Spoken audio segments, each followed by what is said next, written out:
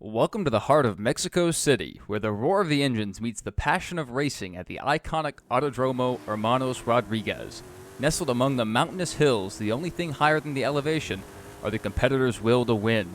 The unique track will challenge each driver, from the high-speed straights to the challenging fender-to-fender turns. This race was a test of skill, strategy, and sheer determination.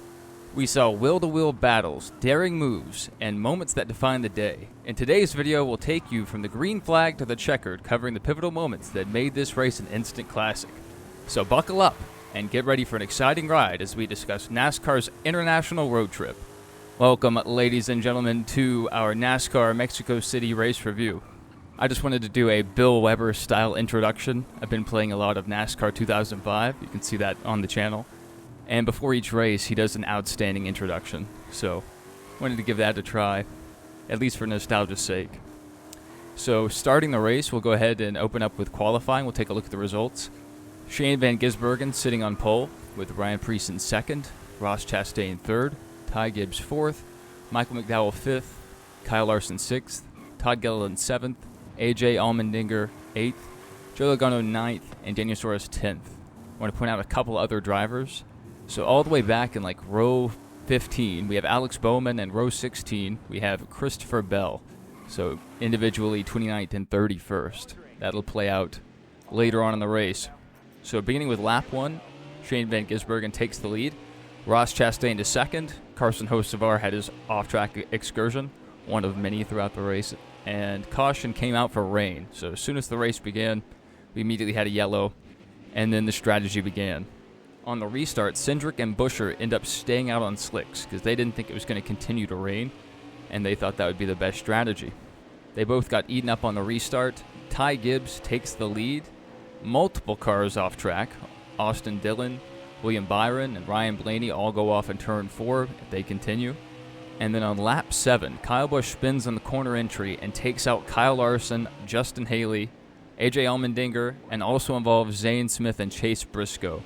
So this ends up putting Kyle Busch into the garage. He could not continue. There was too much damage. Kyle Larson also had to go back to the garage. He was able to continue later on, but he was like 39 laps down. The toe links continued to be a weak point in this next-gen car. So NASCAR, I really wish they would figure something out there where if the toe link has to be the weak point, maybe design a system where the teams can drop a new one in quicker. That way it doesn't completely ruin their day. Because, I mean, you didn't see this level of issues with the old cars, so I hope they figure out something there. Justin Haley actually received the worst body damage out of all of this, but he was able to continue because where he got a lot of his damage was just flush on the rear bumper. So Justin Haley continues in the race.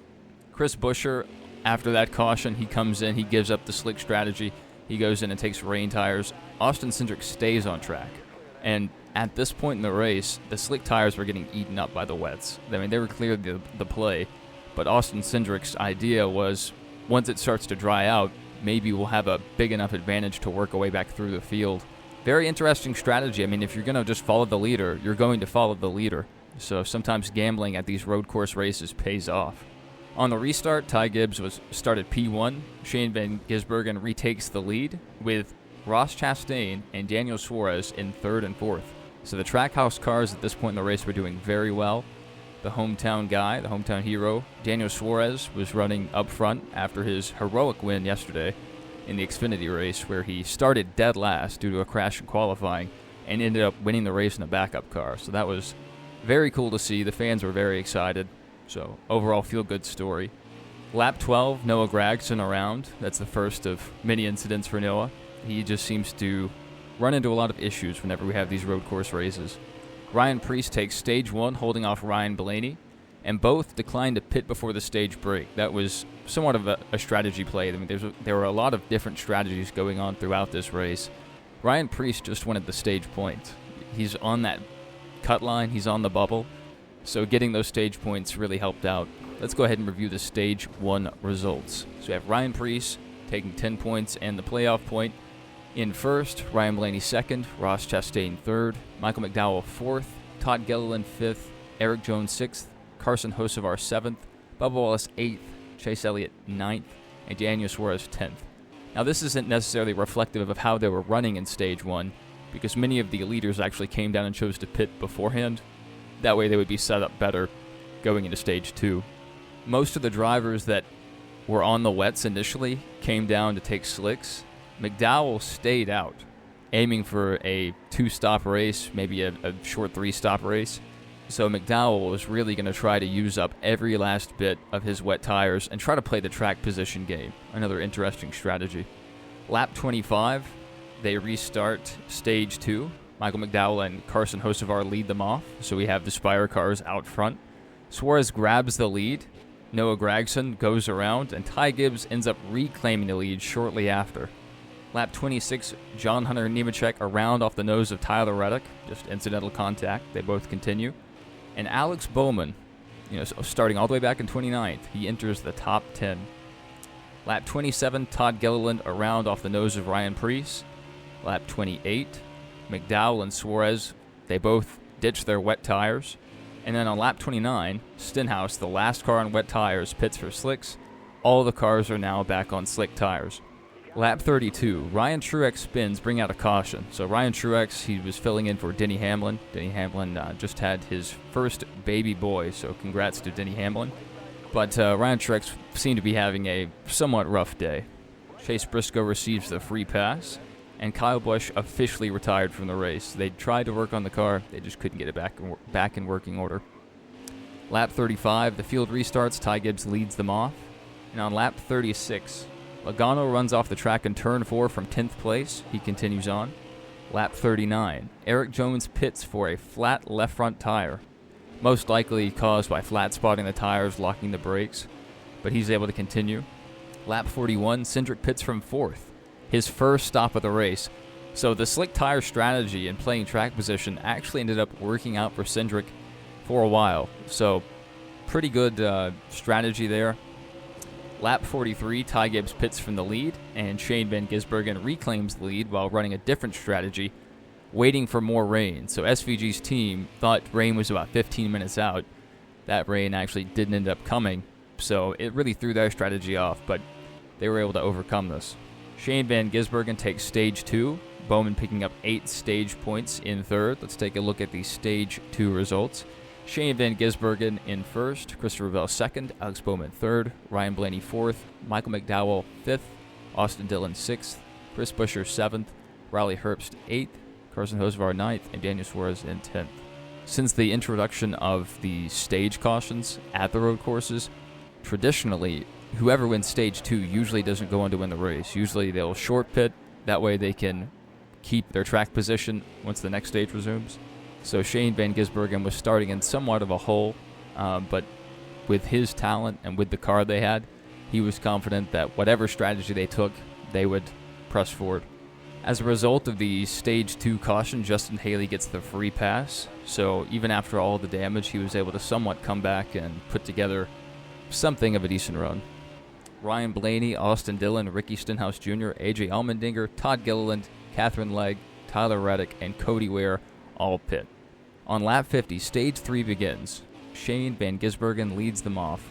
Michael McDowell runs off the track. Chase Briscoe also off track. Joey Logano off track as well.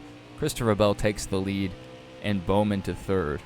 Ross Chastain ends up getting spun out, but he continues. Lap 52, Ricky Stenhouse spins out. Shane Van Gisbergen retakes the lead on lap 52. Lap 60, the final pit window opens, so you see the strategy start to play out. The people that had short pitted earlier or had ran long, they were going to have to take more fuel. Guys were going to run longer and see how that plays out, see if they can time a caution well.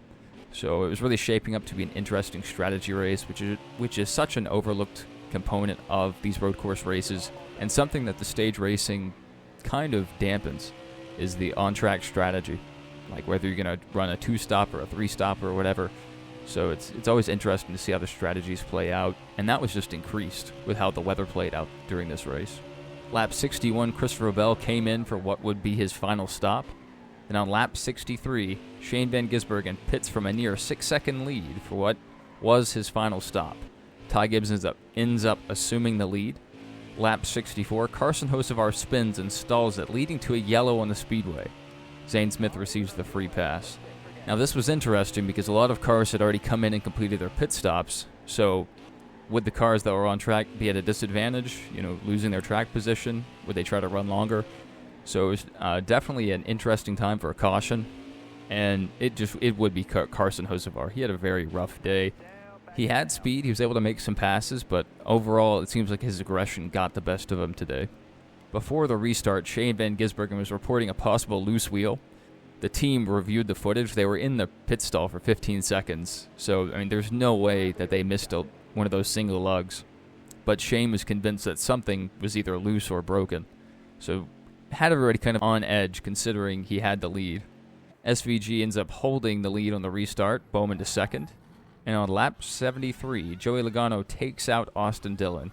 Austin Dillon's kind of sitting in the middle of the track, and Josh Berry just gets stuck there, so they both lose a ton of positions, while Joey Logano continues on. Riley Herbst went around off the nose of William Byron, and Riley Herbst was, again, sitting kind of in the middle of the track, and he attempts to rejoin, and he almost murders Ricky Stenhouse Jr. attempting to rejoin. It was very dangerous. Kyle Larson, out of nowhere, ends up taking the fastest lap. So they put the car back together. They were around 39 laps down, and Kyle Larson goes down and lays down the fastest lap, which he was all the way back in, I believe, around 36th position at the time. So not even in contention, but it does get him that one bonus point. So that was pretty wild. The car looked pretty unscathed. It's just those toe links are so fragile, and it took them so long to repair them. It took them forever to get back into the race, but once they did, they were able to earn that one bonus point and gain, I think, one position. With 15 to go, Christopher Bell gets by Bowman for second place. Elliott up to P4. Hocevar takes out Ricky Stenhouse. So Carson Hocevar and Ricky Stenhouse once again getting together, and they were running into each other all during this race. That's just when it came to a head. With 10 to go, Elliott passes Bowman for P3. And with 4 to go, William Byron moves into the top 10. He really had a slow day. He was back there in the thick of it, constantly getting into little accidents, not wrecks, but where he may be responsible for pushing someone off track or someone may be pushing him off track. And he really just never laid down a rhythm. But towards the end, he ends up sneaking into the top 10. SVG ends up getting it done with over a 17-second lead and locks himself into the playoffs. That's something we'll talk about that I don't agree with. I don't think one win should get you in, especially when you're not even in the top 20 in points.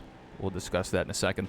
Shane Van Gisbergen had a great burnout. He was so far ahead of most of the field. When he did the burnout in the stadium section of the course, the field just had to stop for him. There was so much smoke, and he was crossing the track multiple times.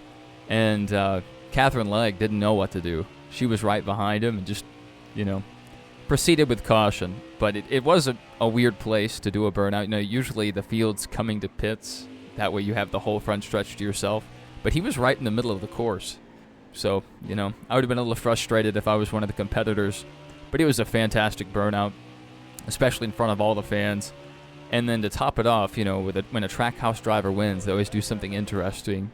You have Ross Chastain with his melon smash. You have Daniel Suarez with his pinata smash. And now we have revealed Shane Van Gisbergen's rugby kick. So he signed a rugby ball and then kicked it over the fence and into the fan. So one fan got a very nice souvenir. Now, once the cars got to pit road, Ricky Stenhouse Jr. went over and visited Carson Hocevar, which is a very smart move. He went over and visited him, stuck half his body in the window, and had some very choice words for Carson Hocevar. We'll throw up some related tweets on the screen. But he had some very sharp words for him, and it'll make next week at Pocono very interesting because Pocono is a very high-speed track where several drivers have been injured. Some drivers have met their end. So that's not really the best track for revenge. So we'll see how that plays out. It's also Amazon Prime's last week of coverage, which is quite tragic because I've been enjoying their coverage very greatly. They have excellent pre-race coverage. They have excellent post-race coverage. Their coverage of practice and qualifying is fantastic. And I enjoy that practice and qualifying is being broadcast on YouTube, so more people can view that, even if they're not even looking for it. They may just have it suggested to them. So it's great exposure for the sport. They did end up having a podium-style victory lane. So we had Shane Van Gisbergen in first, Christopher Bell in second, and we had Chase Elliott in third. I'm not a huge fan of the podium-style celebration. It's supposed to be one win, 39 losers. but the podium is something that is commonplace in international and in sports car racing. So it may be kind of a nod to NASCAR going overseas, and it does create for some, cool social media style moments, but it kind of takes away from the special, feel of victory lane, just one driver being the focus. I also, if I was a competitor, I wouldn't want to be up on a podium. If I know the lead was within my grasp, the win, what matters, and I fell short, I wouldn't want to be up there, paraded in front of everyone as one of the top tier losers. But maybe that's just my opinion, and maybe you guys have a different opinion. If you do have an opinion on the podium style victory lane, go ahead and type that out in the comments, and maybe we can discuss that further. Once again, I just have to give kudos to Amazon Prime. Their coverage has been fantastic, and I'm sorely going to miss them once we move on to TNT, which I'm sure their coverage will be fine. But no matter what they can do on television, there's no way the format can touch what they've been doing on Amazon Prime. And also, just having the 1080p 60 frames per second coverage has been fantastic compared to usually on TV we're getting a 720p broadcast.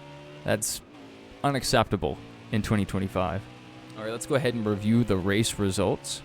So like we said with the podium, SVG first, Christopher Bell second, Chase Elliott third. We'll make a few notes here. Christopher Bell, starting from the, 31st row, amazing comeback for him. Chase Elliott never really showed flash or this incredible speed. He just methodically worked his way through the field, which was quite a challenge because this track had some high-speed portions, but it also had some wheel-to-wheel, really beat and bang in slow sections. So it's really like a short track feel to a road course race. And maybe that's just driver inexperience. Maybe that's just part of the weather that was manufacturing this style of racing. It'd be interesting to see if NASCAR goes in the future, if the style of racing calms down or if it stays the same. In P4, last week we talked about Alex Bowman having that hard wreck and having a bad section of his season, going from 5th in points down to the cut line.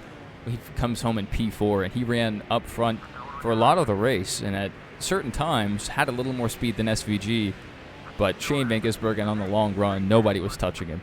Nobody. Michael McDowell, one of the guys that people look to on road courses, ends up bringing it home in 5th. John Hunter Nemechek, even after spinning and going through the grass so many times, brings it home in 6th. Chase Briscoe 7th. Cole Custer 8th. William Byron 9th. He had, a similarly slow day to Elliott, just didn't make it quite as far up the running order. But a good top 10 for William Byron. Salvages what probably was a frustrating day. Chris Buescher in 10th. He never really quite recovered from that strategy from staying on the slicks while it was raining. But overall, a decent day for a guy who's really good at road courses. Ty Gibbs in 11th. This was a frustrating finish for Ty Gibbs, I'm sure, because he ran better than SVG at certain points, but again, he didn't have the long run speed. But Ty Gibbs was showing why he is in the Cup Series. Even though he's had a rough couple of years, we know from his dominance in the Xfinity Series, he is a good driver. He's a really good road course driver. We've seen him outdrive Kyle Larson in the Xfinity Series at road courses. And I think the wet weather, plus the lower downforce of being high elevation, I think that really played into Ty Gibbs' favor and really turned the balance of the next-gen car towards something he's more comfortable with. But once he got mired back in traffic, he burnt his rear tires off and just didn't have that drive through the corners like he had previously. Bubba Wallace in 12th. A.J. Allmendinger, another guy we look towards on the road courses, in 13th. Ryan Blaney, 14th. 15th, Ryan Preece. 16th, Ross Chastain. He ran well throughout portions of the day, but ended up fading. Eric Jones, 17th. 18th, Austin Cindric. So a disappointing finish for a guy that showed some decent speed and very interesting strategy that they called throughout the race. We have the hometown hero, Daniel Suarez, finishing in 19th. Not quite the finish they were looking for. Tyler Reddick in 20th. 21st, Joey Logano. Todd Gilliland, 22nd. Ryan Truex filling in for Denny Hamlin in 23rd. Justin Haley recovering from the massive damage he had, 24th. Brad Keselowski, 25th. 26th, Josh Berry. 27th, Ricky Stenhouse Jr. Austin Dillon, 28th. Riley Herbst, 29th. Noah Gragson, 30th. Cody Ware, 31st. Catherine Legg kept it clean all day, nothing flashy, but also didn't cause a lot of problems like a few different drivers did. So she's in 32nd. Ty Dillon had a fantastic day. The results don't show it. He's down here in 33rd. But at times, he was running up towards the top 5 and deep into the top 10. So he had a great day until he started getting shoved around. And I'm not really sure where the fall-off was, how he got down to 33rd, but the results definitely don't reflect how he was performing. Carson Hocevar in 34th. Again, just a very aggressive day. Not the results he would have liked. Zane Smith, 35th. Kyle Larson, with all the damage, ends up in 36th, but he does have the fastest lap, so one extra bonus point there. And then Kyle Busch, an extremely disappointing day. He thought he had a great car. They weren't prepared for the wet weather, and one mistake ends up ending his day, so quite sad. Overall, I thought it was a very entertaining race. There were some high-speed sections. There were some excellent sections of the track to set up passes. There were also very interesting sections that were low speed and set up this massive wheel-to-wheel action. There's several times we saw the field just stack up 3, 4, sometimes maybe even 5 wide going into these low-speed sections and just seeing the drivers fight it out. And that's something that the composite body on the next-gen car enables. We wouldn't have been able to pull this off if we were still in the sheet metal bodies. There would have been a lot more tire rubs and a lot more people taken out of the race. But on the other side of the argument, we wouldn't have had issues with the toe links if it was the old car. So, we may never get a definitive answer, but it was a fantastic race, I thought. Shane Van Gisbergen kind of ran away at the end, but the racing throughout the field compensated for the lack of competition towards the front, at least at the end of the race. A few other notes. We're going to Pocono next week. It'll be Prime's last weekend. We've mentioned that a few times. It'll be their last weekend. After that, we're going to TNT. We'll keep an eye on what happens with Hocevar and Stenhouse. And let's review the standings. Let's see how they stack up. We have William Byron in first, Kyle Larson second, Christopher Bell third, Chase Elliott fourth, Denny Hamlin fifth, Tyler Reddick sixth, Ryan Blaney seventh, Ross Chastain eighth, Joey Logano ninth, Bubba Wallace 10th, 11th Chase Briscoe, 12th Alex Bowman, 13th Chris Buescher, 14th Ryan Preece and Austin Cindric in 15th, and Michael McDowell in 16th. Now, these standings do not reflect the drivers with wins, so now that Shane Van Gisbergen has won, it's going to push him way up into the playoffs and bump a more deserving driver out.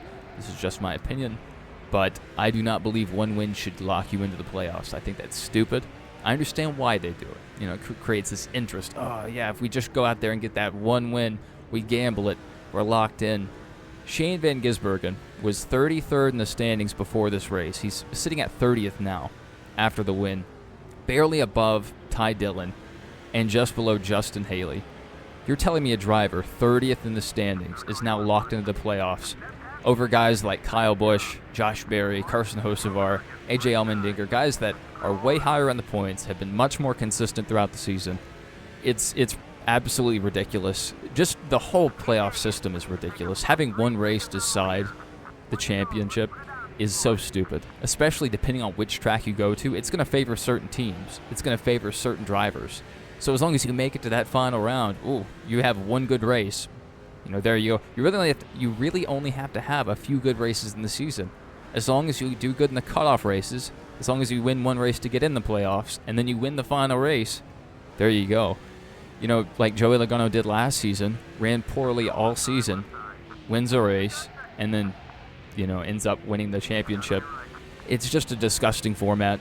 It makes the season-long standings matter very little. I know there's still a regular season championship, but it's really not the same. It really isn't. I don't care what they say. It's not as prestigious. I don't care that Joey Logano is a multi-time champion. It doesn't matter with the playoff system. If it's the season-long results, if the battle's tight, good. That's super interesting.